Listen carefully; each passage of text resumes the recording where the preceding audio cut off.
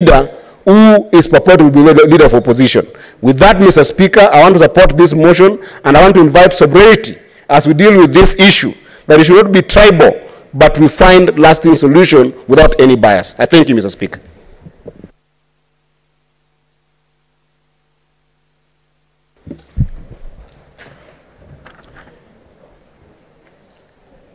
Seneta waheshimiwa, napendekeza swali ya kwamba kikao cha seneti kiahirishwe kwa mujibu wa kanuni za kudumu za seneta kipengele cha 37(1) ili kujadili swala mahsusi la dharura na muhimu kwa taifa kuhusu ukosefu wa usalama katika nchi yetu, hasa mji wa Sondu na katika kaunti ya Turkana. Waheshimiwa maseneta, nataka kuwajulisha kwamba kufuatia kanuni za kudumu za seneti 37(6), kila ambaye atachangia kwa huu mswada atakuwa na dakika 5 peke yake, na tutumie hizo dakika 5 vizuri. Na pia maseneta, ningependa pia kutoa onyo kali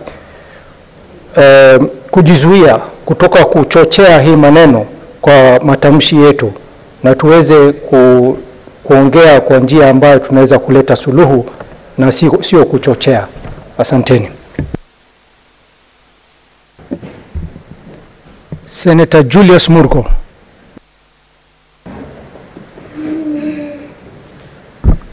Asante sana Mheshimiwa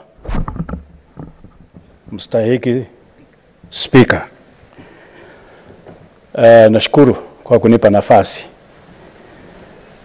La kwanza ningependa kusema ya kwamba vile wewe umesema ya kwamba ni lazima tujichunge ili tusiwe wachochezi katika unenaji wetu. Kwanza mimi singependelea jina la president utajwe hapa kwa sababu ya yanayoendelea katika Sondu.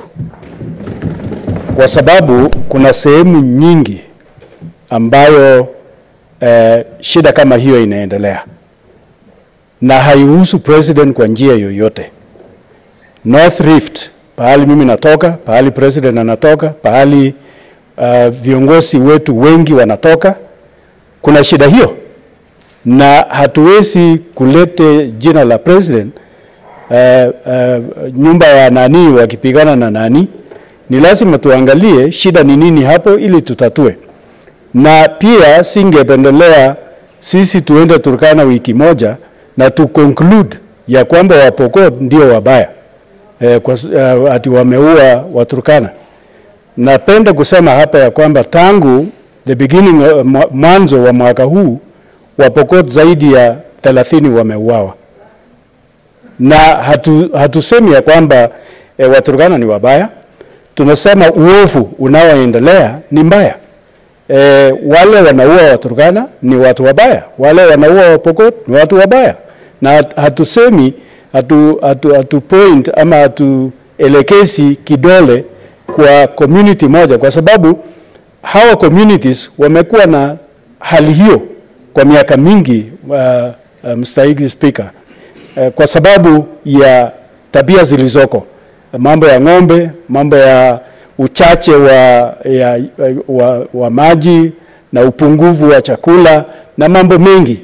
Lakini haitasuluhisha kufikiria ya kwamba labda katika Sondu Wakipsigis ndio wabaya, Wajaluo ni wazuri, au Wajaluo ni wazuri au ni wabaya, wale wengine ni wabaya. Tutafute dawa ili tuweze kulete watu ambao wanasosana katika sehemu pamoja. Lakini tukisema kama viongozi kuongea katika jinsi ya kuchocheza kikundi kimoja juu ya wale wengine, tutakuwa tunamwaga petroli juu ya maji, juu ya moto. Kwa hivyo sisi kama viongozi ndio tutaleta dawa, sisi kama viongozi ndio tutaweza kuelekeza watu wakae kwa njia ambayo ni mzuri. Na vile serikali sasa inafanya katika North Rift ni kutafuta kile ambacho hao watu wanaweza kupata kwa njia ya maendeleo ili waachane na misozo na waweze kukaa pamoja na kugawa rasilimali yaliyomo pamoja. Ukiangalia Turkana kwa mfano, Turkana katikati haina shida, lakini hakuna kinachoendelea. Pahali kuna shida kando kando tu ndio ina shida, lakini mbona katikati haiendelei? Mabilioni ya pesa, NGOs wamejaa huko. Hakuna pahali ina NGOs kama Turkana, lakini mbona maendeleo bado ni mbaya? Mashule bado ni udongo, mahospitali bado hayajafika pahali Waturkana wangependelea kupata madawa, na hiyo mambo ya irrigations na nini hayafiki pahali inatakikana. Kitu gani kinameza rasilimali yote ambayo inaenda Turkana? Mbali na Nairobi, Turkana ndio second au namba ya pili kupata pesa mingi. Asante. Senator Boni Khalwale. Thank you, Mr. Speaker. Mr. Speaker, 5 minutes is too short for you to speak on instability in Turkana and instability in Sondu. So allow me, because of the very active nature of what is happening in Sondu, to dwell on Sondu. Politicians, the youth, you are the problem in Sondu. Politicians, even before they go to Sondu, they have already formed an opinion. They are saying, if you go on social media, that the president should have made a statement and said that the president serves the people of this country through the ministries. We have a minister for internal security. It is only after that minister has failed that the president would wade into it. Let us ask Kindiki again, over and over again, to come and go on top of things. I refuse to accept that a Luo man, when he sees a Kalenjin man, he sees somebody to kill. No. In 1992, Kennedy Kiliku, who was an honorable member of this house, he led a commission that came up with the Kiliku report on the tribal clashes of 1992. And he found that the clashes were because of land conflict, the clashes were because of cattle rustling, the clashes were because of political differences, and the clashes were because of the fight over the water resource. Period. It ended there, and recommendations have been made. Universities have made studies on how to solve it. The shameful bit of it, Mr. Speaker, sir, is the two factors that were not there in 1992 are at play in Sondu. The first one, Mr. Speaker, is the so-called boundary conflict. People have started saying that the boundary between Kisumu and Kericho should go this way or that way, and their politicians are asking them to defend it. And the result, people are dying, people are fighting, property is being destroyed. The second one, Mr. Speaker, is that there is now a fight over revenue collection. Let us ask ourselves, and my younger brother is there. You know the story of Maseno.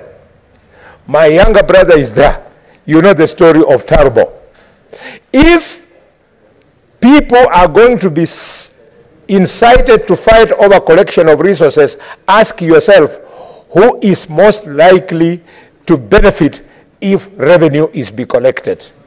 The person to benefit is the governor.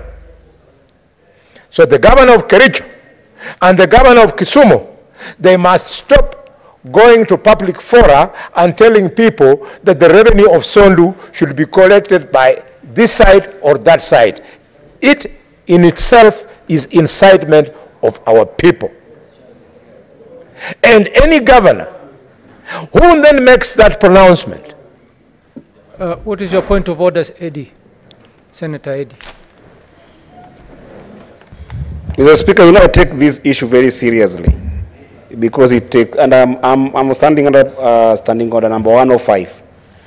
I take this issue very seriously Because anytime one life is lost in this country, Mr. Speaker, I feel extremely, extremely perturbed and disturbed.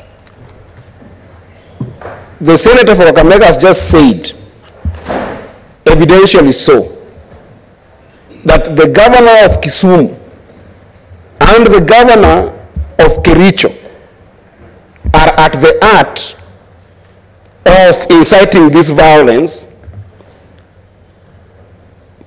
by virtue of their pronouncement. Mr. Speaker, that's a statement of fact. And I want to know whether it is in order for the senator for Kakamega to indict the two governors. And if indeed this is true, Mr. Speaker, then the governor of Kakamega must produce, for the record of this House, because the people who are dying in that area, must produce those statements for the purposes of dealing with this conflict. And he must produce in this House so that we can use it as a statement of fact to hold these two leaders to account. Thank you, Mr. Speaker. Mr. Speaker, I hope you are holding my time. Senator, let me tell you, through the Speaker, this arrogance, this entitlement that if a Luo is dying, then I'm a Luo senator, I should be seen to be shouting most, doesn't make you a better advocate of the peace and security of that region. Can you shut up? You don't have the floor. Order. Mr. Speaker. Order. Mr. Speaker. Order. Senator Boni Khalwale. Order. What is this? Mr. Speaker. Senator Boni Khalwale. Order, please. Eddy. Senator Eddy. Order. Can we have some order first of all before we continue? Senator Boni Khalwale. Senator Eddy, please hold your horses. Senator Boni Khalwale. Senator Eddy stood on a point of order to ask you to substantiate your statement on whether the two governors have made such pronouncements. Is it your position that you're able to substantiate or withdraw? Thank you, Mr. Speaker. Mr. Speaker, it will pay for senators, if they want to challenge others on points of order, to start by paying attention to what that senator has said. I have not, and the Hansard will bear me out. I have not said in any way that Nyongo is responsible or the Senator Mutahi of Kericho is responsible. I say the governor Mutahi is responsible. I said if, and if you didn't go to a good school, be listening to us who went to good schools when we speak in English. Mr. Speaker, sir. Mr. Speaker, sir. It is important and it is documented by institutions of higher learning that specialize in research that at the heart of these so-called clashes are perpetrators. Those are not my words. And the perpetrators, the research has demonstrated, are us politicians who use our youth. Mr. Speaker, when I say that, I'm not pointing a finger at any specific governor. I am just saying, speaking from this Senate, we are requesting politicians to desist from making inciting statements. And when people die, and that person, for example, 1 minute, Give the senator 1 minute to conclude. Thank you, Mr. Speaker. For those of us who socialize a lot in the rural areas, I meet Jalango in Nandi when I'm attending funerals of my relatives in Nandi. I meet Jalango in Kakamega when he's attending in my place. I meet Oburu in Siaya when I'm burying my relatives. So there is nothing like tribes these days. Mr. Speaker, tribes are no longer there. Wives are exchanged over the children, have got DNAs across the road. Those people who are stuck in tribes, shame. Senator James Lomenen.